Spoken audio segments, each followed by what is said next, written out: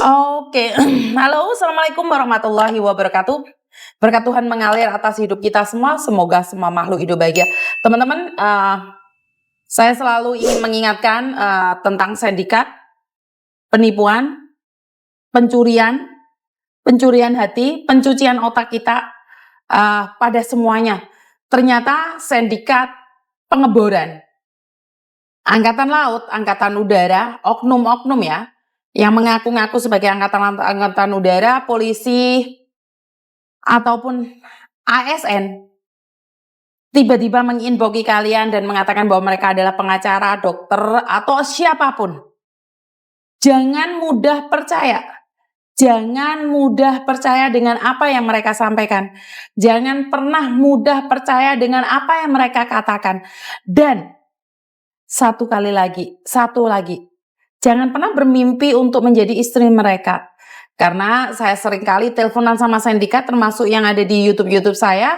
Mereka berpura-pura jatuh cinta pada kalian dan mereka mengatakan akan menikahi kalian.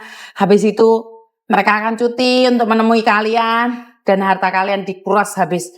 Ini kejadian di beberapa wilayah di Indonesia, bukan di luar negeri. Jadi ini terjadi di beberapa wilayah di Indonesia, bukan hanya di luar negeri. Jadi video ini saya harapkan bisa disebarluaskan. Dan kemarin yang teleponan sama saya, AA kemarin itu sudah dipindahkan ke lapas ke Nusa Kambangan beserta 10 orang lainnya. Tapi apakah ini akan memiliki efek jera pada mereka? Saya kurang tahu. Tapi mereka cuma dipindahkan saja atau seperti apa, saya kurang tahu juga. Karena info terakhir yang saya dapatkan adalah mereka dipindah ke Nusa Kambangan. Dan ini adalah kecacatan menurut saya, adalah kenapa di penjara bisa pegang HP dan bukan hanya 1-2. Sepertinya terorganisir, dan apakah ini adalah jebakan Batman? Sekali lagi, ini orang-orang dipelihara di penjara, bukannya di penjara menjadi insaf dan sadar karena mereka pernah membunuh. Bukannya mereka insaf dan sadar karena mereka pernah melakukan kesalahan. Dimasukkan dalam penjara, mereka malah menjadi sindikat yang terorganisir. Sindikat yang lebih ganas lagi. Sindikat yang lebih ganas lagi. Sindikat yang merusak apa ya? Citra narapidana ya. Narapidana udah masuk di dalam penjara sudah nggak bagus, ditambahin, dipluskan dengan sindikat-sindikat ini yang dipelihara oleh orang-orang tertentu atau badan-badan tertentu.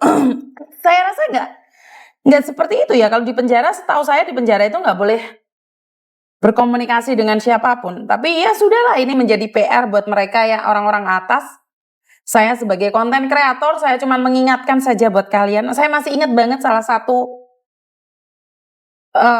orang dalam mengatakan bahwa saya itu nggak perlu memviralkan karena tidak ada gunanya.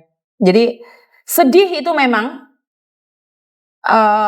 Apa yang beliau katakan itu benar juga, bahwa antisipasi itu sangat perlu. Dan saya sedikit kecewa karena tidak ada efek jerahnya bagi para penipu. Nggak ngerti harus bicara apa dan ngomong apa. Intinya buat teman-teman para wanita, khususnya kaum saya sendiri, jangan mudah percaya pada laki-laki yang tiba-tiba mencarimu dan mengaku-ngaku bahwa dia jatuh cinta padamu. Ingat, saya mendapatkan SMS dari para gerangan bahwa mereka itu setiap harinya punya target untuk menipu orang. Jadi jangan terlalu percaya diri buat mbak-mbak yang saat ini ngomong konten saya itu nggak jelas. Ya karena kalian belum masuk di ranah atau di target mereka. Banyak sekali yang telepon saya yang sudah ketipu. Ya Miss, padahal saya itu loh nggak pernah jatuh cinta. Padahal saya itu loh nggak pernah mau sama laki-laki. Padahal saya itu tidak mudah dirayu laki-laki. Lah kok bisa sekarang saya ditipu? Bener nggak? Kok bisa saya itu sekarang dihapusi Miss? Ya karena kalian tertutup. Saat tertipu kalian tertutup. Kalian tidak mau cerita pada siapapun. Karena itu saat terjadi sesuatu ya gak ada yang tahu. Ya memang tujuan mereka agar tidak ada orang yang tahu. Biar itu semua ditutupin. Dan bahkan teman-teman para pekerja migran sendiri pun membenci saya. Kayak ngono ditanggepin sing lebih penting nggak direken. Lah ya kan saya bilang, konten saya ini berdasarkan telepon. Konten saya ini bukan berdasarkan viral. Konten saya ini berdasarkan siapa yang telepon, ya itu yang saya bahas. Saya tidak ada hubungan dengan yang viral. Saya tidak ada hubungan dengan nge-review orang lain.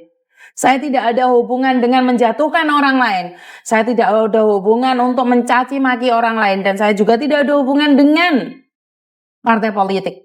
Saya membuat podcast ini, saya membuat konten-konten ini berdasarkan telepon yang masuk. Apakah tidak ada yang telepon masuk sekarang sejak Miss Uni Pulang Indonesia? Banyak, Mbak. Cuman banyak yang ke-reject ke saya. Kenapa? Karena saya punya keluarga dan aktivitas keluarga. Ini barusan urusan saya sudah kelar semuanya, makanya saya bisa ngonten lebih nyaman lagi, lebih dengan suasana dan hati yang dingin, dengan otak yang bening. Kenapa? Kalau saya barusan dari dari Hong Kong pulang ke Indonesia, saya masih banyak urusan, terus saya harus ngangkat telepon, nanti isinya kan jengat-jengat. Isinya bukan solusi, malah ngamuk-ngamuk, bentak-bentak. Ya saya nggak ingin itu, Mbak. Saya lebih memilih untuk tidak mengangkat telepon kalian. Tapi saat saya nganggur dan saya melihat, saya memilih untuk mengangkat telepon.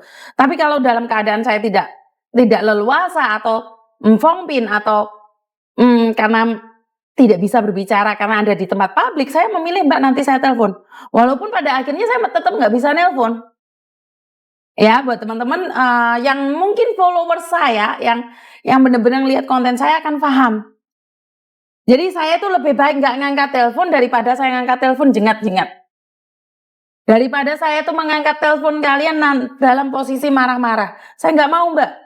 Saya lebih dosa lagi saat saya ngangkat telepon dan saya maki-maki kalian. Karena urusan saya pribadi, masalah saya pribadi belum selesai. Ya, jadi bisa disadari nyampe di sini ya, Mbak ya. Jadi kalau kalian telepon saya nggak diangkat, SMS kalian saya tidak dibales, ya saya minta maaf. Bagaimanapun saya manusia biasa saja, saya tidak bisa punya waktu dan kekuatan yang lebih. Saya semampunya. Yang ditolong yang menguntungkan enggak. Saya nggak ada untungnya pun saya akan menolong. Semampunya, sebisanya. Jadi kalau ada orang yang lebih punya waktu, ada orang yang lebih punya solusi, kalian boleh cari mereka kok. Saya tidak ada tulisan wajib cari saya. Pasti ada solusi, enggak. Kalian boleh cari orang-orang di luar sana. Jadi buat teman-teman, tetap semangat, lakukan yang terbaik. Saya yakin dan percaya kita pasti bisa, dan lebih berhati-hati lagi dalam bersosial media, dan lebih berhati-hati lagi dalam berteman. Karena uang itu tidak memiliki saudara. Dan itu aja dari saya, kurang lebihnya saya minta maaf. Wassalamualaikum warahmatullahi wabarakatuh. Berkat Tuhan mengalir atas hidup kita semua. Semoga semua makhluk hidup bahagia. Dan terima kasih. Bye-bye.